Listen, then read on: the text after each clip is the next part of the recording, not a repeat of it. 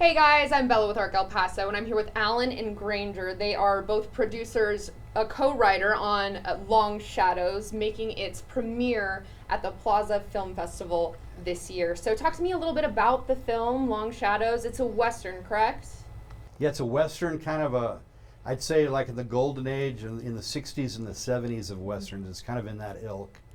And it's just a beautiful film, and it's really about, it's the change of a cycle, this fiend to cycle of the Old West. So it's set in the 1880s in the Arizona territory, and technology is catching up with the world, and new ideas are catching up with people. And it's really, a classic kind of revenge Western, but with some interesting twists, because it's, some recognition of some issues that we think that we understand well today. Well, one of the, there's some things that take place in there that are really interesting, because they're like, well, if we solve this, we'll have no problems at all. But then, looking back 100 years, well, we thought we solved it, and we don't have any fewer problems, and we maybe have more problems than we did before. So, with understanding comes a lot more issues of not understanding, a lot of other problems that start to come about. So it's kind of a beautifully acted film with really deep characterizations throughout. And how exactly do you use a Western to kind of encompass some of these modern day problems that we may have here in the U.S. today? I would say that Westerns are probably the very best way of doing it, because everybody's familiar with the oeuvre, right? So everybody loves a good Western, and everybody's used to certain tropes within Westerns, and it's just a great way of being able to introduce some of these things. And Granger can speak to like just the characterizations of people, and how deep the characters run, and the challenges that they run into without being able to describe them. Absolutely. Granger, talk to me a little bit about those characters. Like Westerns, they do have a lot of masculine characters. How is it getting into that mindset of kind of, I don't want to say archaic, but a Western era of masculine character? I don't know how to answer that. I grew up watching Westerns. I mean, that era of,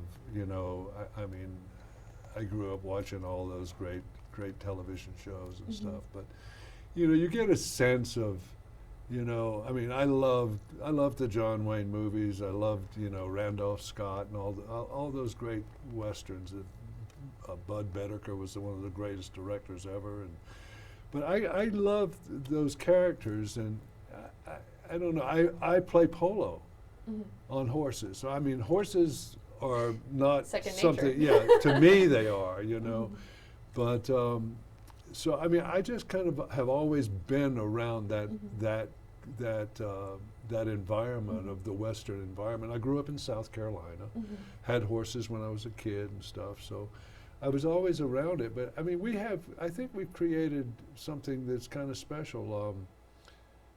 We have a wonderful director, William Shockley, directed this movie. He's also a co-writer on the film, and William brought a lot of elements to the story. I got the script early on from Shelley Reed, who is here also in El Paso this weekend. It was quite different, but there was one element in it that was fascinating. I'm not going to tell you what it is, but it was fascinating, and that element hasn't changed. And William and I came on as co-writers, and William Shelley and I rewrote this script, and many of the characters changed. First off, the location was in California first, and then we were going to do it in El Paso, and then it ended up being Tucson. So we had to make adjustments just in that regard. But the characters that we have, it's a small cast. It's not a very big cast, and I'm kind of a badass in it. I got to play a character that I loved playing. He had empathy for the other characters, but he was also a complete killer. Absolutely. And so that was kind of interesting to have those two parallels. The guy that, that had killed a lot of people, And it's probably not all of them in the name of the law either. What's Yeah. the importance here of showing these well-rounded characters that have not just that gunslinger type of availability, but also deep empathy Yeah. And regrets, you and know. regrets? Yeah. And you know, one person that really brought a lot to the script is Jacqueline Bisset.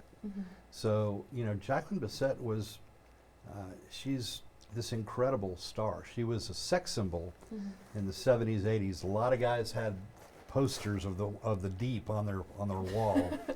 And she plays a woman who, she's a madam of the saloon. And she brought just such a depth to the whole understanding of the character, and we had to change the character. But a I lot think for- we were talking about that in the car over here. Making movies is collaboration. yeah, I mean, you really got to be open because everybody's got a good idea. People can. You might think that you have it.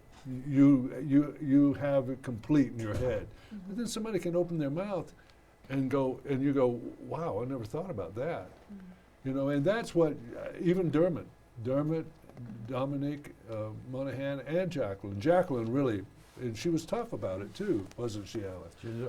She was very tough about it, and she was very adamant about what she wanted. But what she wanted really made the characters much deeper. she was right. She was right. Yeah, And I think we did that with all of the characters. We tried to, because some of you see a movie sometime, they don't even have last names, or they don't, you know, and it's like, it drives me crazy when they don't fulfill characters in films sometimes, or television shows. They just, you know, if I see like a script says man 1 or man 2, I'm like, I don't even want to read this. well, that's and what he is saying right there. When you're producing films, the deeper the characterizations are, It answers your questions. the easier it is to get great actors to do it. Yeah, Absolutely. yeah. And you guys do have some big names in this film. Yeah. You said Dermot Mulroney. Talk to me a little bit about the kind of vibe on set with some of those big name actors. They came in, they were so professional. I mean, Dermot came in for the first 3 days. He was the first shot up. He worked 3 days, and in the middle of it, he had to wear like this fake thing in his eye. And in the middle of it, he was changing the contact lens, and sand got in it. And I mean, he just kept on plowing through and got it done. You know, I mean, You and got it done. you know, I mean, we had him for 3, you know, those days, and we had to get it done. But he, you know, completely professional and brought great ideas. Dermot Mulroney is a movie star, and you can if you watch the movie, the little things that he does, oh, that's what a movie star does. You know, you can really see it, and They know where the camera. They Yeah, know where the they- camera is all the time. They have just an innate sense for how they appear on camera. And then, you know, the rest of us, we shot the movie in the middle section of the film. All of, you know, we got the heart of the movie done. And then at the end, Jacqueline and Dominic came in for 3 days and worked the last 3 days of the film and finished it out. But, I mean, they showed up and they knew what they were doing. You know, there was questions with dresses and things like that, and things you just have to deal with. But they know what they want, and, you know, they deserve to have what it is that they want. They bring a lot to the game. And Alan, you had your start here in El Paso in the Southwest, correct? Yeah. As a filmmaker. Talk to me a little bit about developing those relationships with, you know, how you said movie stars and getting them to come participate in films like this. You know, it's you have to have a great script. The foundation of any great film is a great script. And just because you have a great script doesn't mean it'll be a great film. There's a lot of things that have to come together. But if you have a great script, then you have a better chance of getting better actors and bigger stars.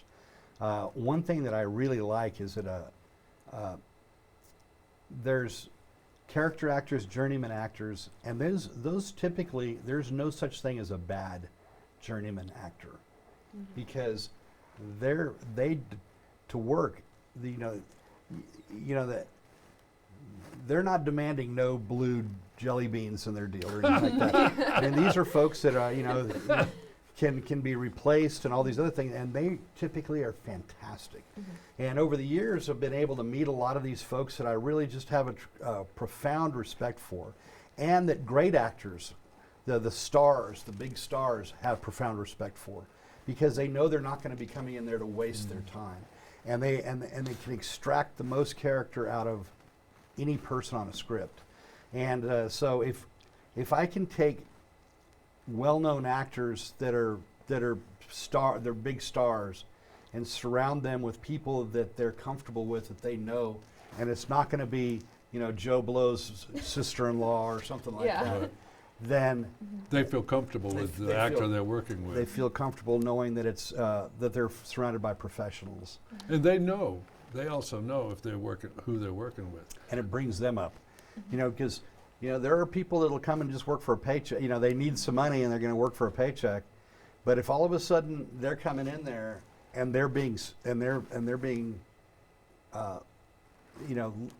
that the actors that they're working with are doing a far better job than they are, they know they have to step up their game. Absolutely. So it's it's human dynamics, bringing people together, and you know, in making a movie, it takes a month or a couple of months to do, Well, and you have to get all these people that have probably never worked together before, and have them operate as a unit. well-oiled unit Unison. nearly immediately. So there's a lot of management challenges to that, and great teams. It's you know, you can always tell when you have a great team, and that was one of the things I think we were really lucky with William Shockley as a director. He's a first-time director, but he's produced a lot of films. He's a great actor too. He's a great actor, and he's collected this group of people that he wanted to work with over the years, Yeah. and knew exactly who. You know, the person who did our costuming is out of she's an incredible costume designer out of Paula Albuquerque, Rogers. Paula Rogers. Oh wow. And you know, and if you just look at just the costumes, and from everybody, I mean, just superlative. And you know, and he knew who he wanted to work with because he'd worked with them before. We had a great director of photography, AJ Ritano. I mean, they bring A games, and so the ability to bring people together and to inspire people to all want to come Yeah. and be there. I did a movie with William in 2012 in Tucson, and I loved. Not he wasn't directing; he was acting. We were acting together. He kept me on my toes the whole time. You never knew what he was going to do. He always surprised you. I mean, there are takes where he says something, and I'll just crack up laughing. And they left it in the film, you know, because it was so damn funny that they just, you know, they left it in. But I knew, I mean, we were really lucky with William. William's heart was in this film. I called him up after I read this script. I called him up and I said, William, you really should I think you should direct this movie.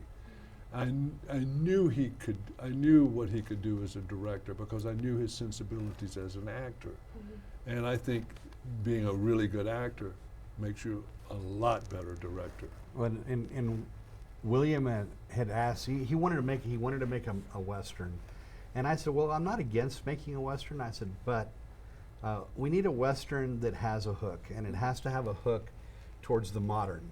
So something that we understand well today that they probably didn't understand well then, and that we can really highlight. And you know, if you can find something like that, and then within a month, William's on. He goes, Alan, you got to read the script. And We worked on it for a long time. I got it. I mean, we started September. We worked until I guess April on the script. Wow. The three of us. And then I don't think you saw it until about then yeah, of the next year. So we really worked hard on that script every day. I was in New York, William was in San Diego, and the other writer was in South Carolina. We'd have 4 or 5 hour Zoom sessions getting this thing done. But it was fun. I mean, it was a lot of fun working on it. And I mean, we would do 4 or 5 hours and it would feel like an hour. Tell me a little bit about your guys' kind of trek on the festival circuit. Where is the Plaza on your journey? Are you guys touring anywhere else, or is this the... William won a Best Director award at the Houston World Fest. World Fest Oh, wow. last month ago. It was April. And amazing. and then we've done a couple of. We did Dallas International, USA Festival. So we've been focusing kind of in what I would say flyover state areas. You know, places where you have Western fans. And it did well at Sarasota Film Festival. Sarasota Film Festival. So it's you know, it's gotten a lot of very positive buzz off that. And, Arizona International. That's right. USA Festival, Houston World Fest, Sarasota. That was the only 4 that we entered. And you know, here I'm on the. I know a lot of the folks in El Paso just because that's where I grew up here. I went to El Paso High and. Oh, wow, me too. La High, Yeah, all Viva La right. High. So you know, and I went to graduate school at UTEP, and there's something about this town. It's a wonderful place. I still have a lot of great friends here. It's your hometown, man. It is my hometown, and Yeah. and Doug Pullen over at the Plaza International, you know, or the you know, it's a classic film festival, and but I sent him the link to it. I said, hey, take a look at this and see what your thoughts are. And he said, man, we'd sure like to play it, you know, have it premiere, and kind of do that. And for me, it's like any opportunity I have to bring people into El Paso to go to the, you know, Plaza Theater in my mind is the most beautiful theater in the United States, and you know, the Plaza Hotel right across the street from it, and the downtown El Paso, and coming out and just experiencing El Paso itself and the people of El Paso is you know, anytime I have that opportunity, I'm going to do it. It must be special for you to do it, have this in your hometown. Absolutely. Oh, yeah. And my partner, you know, my film partners in the company are, you know, William Shockley and then Tom Brady, who's another was one of the other writers for this film and producers of the film, and he, you know, he's from Jersey, and he you know, he wrote and produced The Hot Chick he did a lot of the Rob Schneider films, and was part of that whole deal, and you know, was showrunners for a lot of different TV shows, and never been to El Paso, and I brought him out here to we're working on our next feature, which will be set out here in El Paso. We're going to shoot it in El Paso, and it's going to be about the Chagra. It's going to be about Jimmy Chagra, and we're basing it on the book that his daughter wrote. And we've been working with Catherine on that. So it's and so Good little teaser there. yeah. And so I brought him out here to, and you know, and anybody who comes visits El Paso walks away from El Paso thinking, wow, what an incredible place. Oh, yeah. They really do. Tell me a little bit about the wider release of Long Shadows. When should people be expecting that sort of September thing? 26th, we're going to have a theatrical release. It's going to be in probably 50 to 100 theaters in 25 markets that are going to be strong Western markets. Is El Paso going to be one of them? We're hoping. We'll make sure that El Paso is on that, as South, you know, the area around South Carolina where he's from. But we and L.A. we're going to do it in L.A. and in New York, and then, but we're really going to be trying to grow it. We really love theatrical releases. We don't do straight. We won't do a Straight to straight. streaming. We won't do straight to streaming anymore. We've done it before. And the theatrical release, there's something about watching a film in a theater. And Especially a Western. a Western, of Yeah. course. You know, you got to see it in the scale. And, you know, I grew up, I went to watch John Wayne and the Cowboys at the Plaza Theater when I was a Wow. kid, 13 years old. And my brother had his 9th birthday party there. And my dad had taken all these kids to go see that movie. And of course, that was the movie where John Wayne was killed for the first time Right. in a Western Bruce Dern by did it. Bruce Dern. Shot him in the back, and so Great my, nine-year-old. my dad had and it really discombobulated my world. That you was know? that was a big deal. It was. That was a big And my deal. dad had to take all these crying boys home and apologize to the birthday. parents because they just watched God get killed on, Yeah. you know, on the movie screen. You know, it's like, and I will tell you, if you're in the range of about 55 to 75 years old, Bruce Dern has a special place in hell for you. And so, like the very first feature film that we produced, we filmed out in Las Cruces, and I told the guy that the main star of it, I said, you've got to get Bruce Dern in this film because we're going to kill that son of a. and, Revenge. And the person that kills him is going to be named, and we're going to reveal it. His name is going to be John Wayne, and because that's just going to be my little part of making the world straighten up a little again. Just to solve one of the crises of my life. Balance Rebalance the What were you world. gonna scales a name little him? bit. We named in all through the deal. It was John Ashton. Was Yeah, the yeah, yeah. Character Who just and he died. was J.W. Asher. He was the guy in Beverly Hills John Cop. Wayne. And at the very end, you learn that J.W. stands for John Wayne because he's calling up. He's calling up because this is John Wayne Asher. And Bruce Dern is on the ground dead in this scene. And unfortunately, we didn't plan it right because we had 2 more days of shooting with Bruce Dern. But and so Bruce Dern goes. He goes, son of a bitch. He goes, if I'd known you were going to pull that stunt, I'd have never done this film. And then he goes, and then he's still lying there on the ground, and then he goes, well played, though, well played. That's awesome. Okay, so before I let you guys go, do you have anything else that you want to say about the film or anything? Well, we sure hope you come out and see it. It's the Plaza Theater is the best place to ever watch any kind of film, and especially a Western. And Wesley Tibbs, his character, is an incredible character, you know, and I think will be an archetype for a sheriff. Awesome. And we have we have some of the actors coming. One of the bad guys is coming. Who is that? Jonathan Peasy. Oh, good. And then Sarah Cortez, who's our female lead. By the way, our 2 leads are Blaine May and Sarah Cortez. Absolutely wonderful. Yeah, and they're new names too. They're right? new names. Sarah grew up in Houston. She went to U of H. Blaine and was from Oklahoma. Blaine's in Oklahoma, and he did all of his writing. He did all the stunt writing on that, and we had a stuntman for him because you don't want to have your star get hurt. Get hurt. He's not old enough yet to But realize. these were like they were underneath big limbs of and I was like, it'd be very easy to have a mistake and have him knocked out cold. And he was like, he kept insisting that he needed to do his own writing.